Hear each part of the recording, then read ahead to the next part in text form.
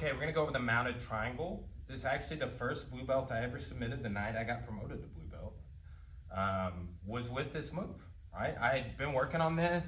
I wanna say that I saw this entry from my friend Ari on Submissions 101, right? Like back when I was first going, Ari Nazan was like the first dude on YouTube, right? Like pretty much. I was telling Mike of this old school Ryan Hall triangle video in like '07 that I saw and kind of the details. But back in that time, like nobody was putting stuff out, right? Like I'm talking my first couple years on the mat, 2-3 years is like '06 through '09. Like '09 is when people really started putting content on YouTube for jiu-jitsu, right? But before that, it was hard to find information, right? You had to go to seminars, and there weren't a lot of seminars that came to Arkansas. There were no tournaments that came to Arkansas.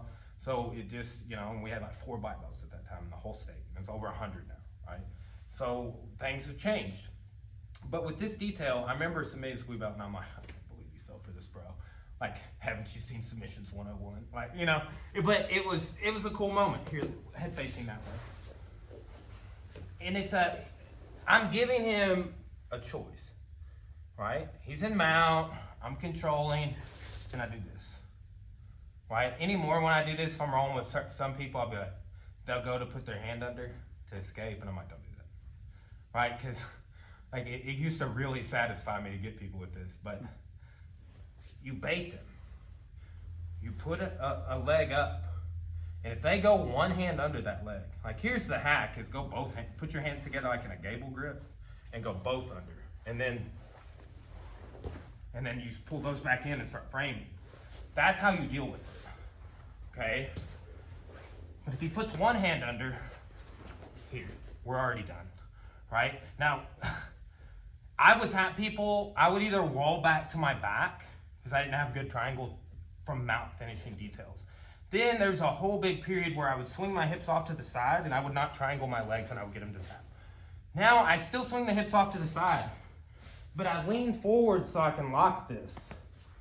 Already done, right? So, and here's kind of how fast it can happen. You're here, you pop this up, here, boom.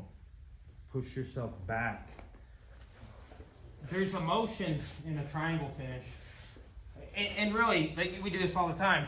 Danaher and Gordon Wright call it back heeling, where I just if this is my heel and my fingers are my toes, I'm taking my heels down to the mat, right? So like when I'm finishing that mounted triangle, it's like reverse, but I'm forcing that back heel.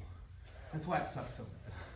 Like you're feeling that motion, but it's me pushing back into my legs versus pulling my heels. And so when I'm on my back, I gotta pull my heels down. It's the opposite when I'm on top, right? So brutal also. And look, I would finish belly down triangle arm bars, or not lock the triangle from mount and finish it that way, just get the right angle. But this version, this variation is devastating. It sucks. Like we have a really great black belt, Kyle Bain, trains here. He's hit me with this a couple of times, right?